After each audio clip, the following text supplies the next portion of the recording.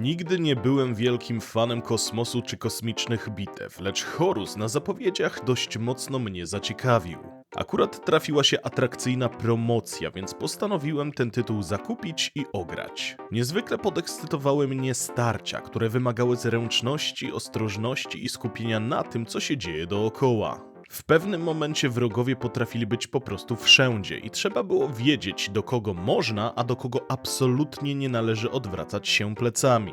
Niestety z czasem mój początkowy entuzjazm względem tej produkcji mocno opadł. Pora więc, bym opowiedział wam o Horus. A zatem witajcie we wrażeniach z...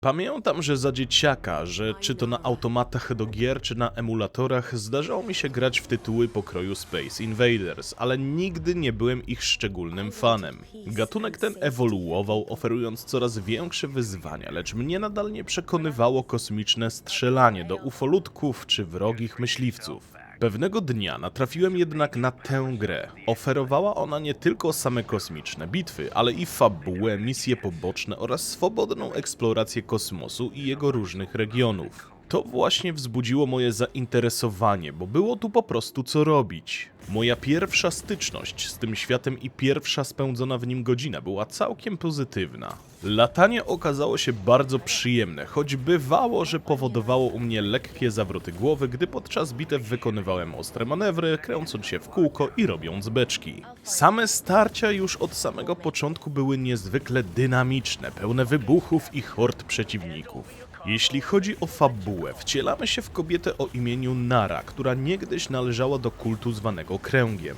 Reprezentują oni typowych złoczyńców, którzy próbują podbić galaktykę i przejąć ją dla siebie. Nasza bohaterka w pewnym momencie ma już tego dość, bo robiła dla nich naprawdę straszne rzeczy. Z tego co pamiętam, zdarzyło jej się nawet zniszczyć sporą część jakiejś planety, albo wręcz całą. Tak czy siak wyrządziła ogromne szkody. Zniknęła i postanowiła się gdzieś zaszyć, by nie musieć więcej czynić zła. Zaczęła nawet pomagać innym ludziom, którzy nie byli świadomi jej tożsamości, zwłaszcza, że zmieniła charakterystyczny dla Kręgu statek. Wspierała ich w zdobywaniu zasobów, pomagała w transporcie towarów, aż w końcu zaczęła bronić niewinnych przed samym kultem. I w pewnym momencie nasza bohaterka postanawia znowu włączyć się do walki, ale tym razem zwraca się przeciwko byłym panom, aby galaktyka mogła być wreszcie bezpieczna. W tym celu musimy odnaleźć jej stary statek, który da nam nowe, potężne możliwości. Póki co jednak latamy nieco gorszym modelem, ale na szczęście obie maszyny można ulepszać. Za ukończeniem misji, wygrane walki lub po prostu w trakcie eksploracji zdobywamy walutę.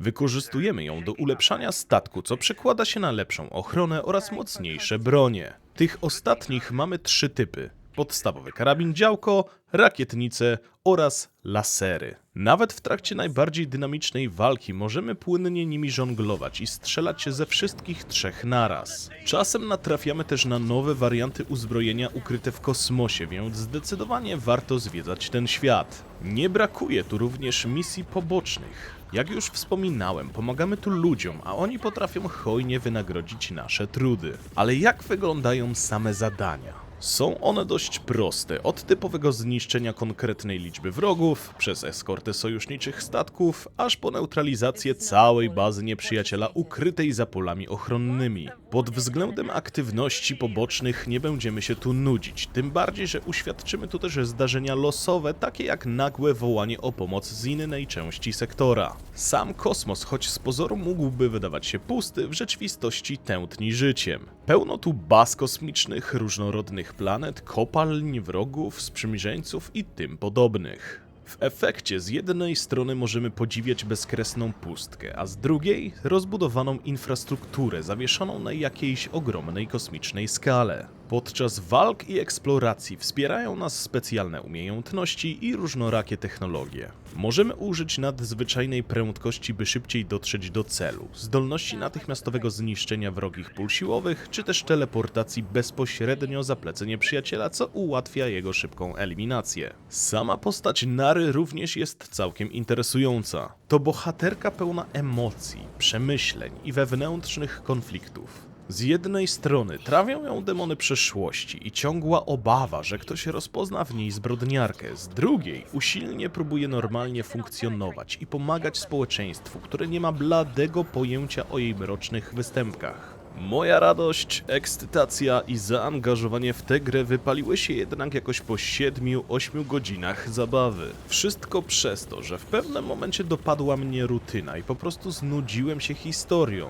Owszem, na ekranie sporo się dzieje, ale te wspomniane zdarzenia losowe stają się z czasem na tyle powtarzalne i częste, że człowiekowi zwyczajnie odechciewa się w nich uczestniczyć. Fabuła również przestała mnie angażować. Choć oferowała naprawdę niezłe przerywniki filmowe i pokazywała trudne momenty z życia bohaterki, jakoś nie potrafiłem się w to głębiej wciągnąć. Z czasem nawet same walki zaczęły mi się dłużyć. Mimo wszechobecnej akcji i wybuchów wdarło się znużenie. Efekt był taki, że do ukończenia gry zostało mi może z 3-4 godziny, a ja po prostu sobie odpuściłem. Pod koniec odpalałem ten tytuł na maksymalnie 30 minut dziennie, bo na dłuższe sesje nie miałem już najmniejszej ochoty. Zniechęciło mnie też starcie z pewnym bossem, którego najpierw trzeba było odpowiednio osłabić. Widziałem u niego wyraźnie słabe punkty, w które pakowałem ołów aż miło, ale nic się nie działo. Przez bite 10 minut kombinowałem, co robię źle. W końcu się poddałem i poszukałem rozwiązania na YouTube, gdzie jak się okazało autor poradnika również przez dłuższą chwilę drapał się w głowę i nie wiedział, co ma dalej zrobić. Pojawiły się też problemy natury technicznej. Co prawda nie uświadczyłem tu rażących błędów i bugów, ale za to regularnie nękały mnie spadki płynności. Klatki potrafiły polecieć w dół do poziomu 30-40 fps, co w tak dynamicznej zręcznościówce mocno psuje imersję i radość z bitew. Naprawdę chciałem to ukończyć, chciałem wczuć się w ten klimat i czerpać z niego radość, ale po prostu nie dałem rady. Muszę jednak podkreślić, że obiektywnie patrząc, sama gra jest zrobiona całkiem dobrze i da się przy niej nieźle bawić. Ja po prostu po raz kolejny utwierdziłem się w przekonaniu, że takie klimaty i kosmiczne strzelanki to zupełnie nie moja bajka. Okej, przejdźmy do małego podsumowania. Pod względem technicznym przydałoby się zlikwidować te irytujące wahania płynności klatek. Jeśli jednak chodzi o same bugi, zdarzało się niezwykle rzadko. W kwestii audio zdecydowanie bardziej napawałem się świetnymi dźwiękami eksplozji, wystrzałów z działek i okrzykami wrogów w chwili agonii, niż samą ścieżką dźwiękową, która kompletnie uleciała mi z pamięci.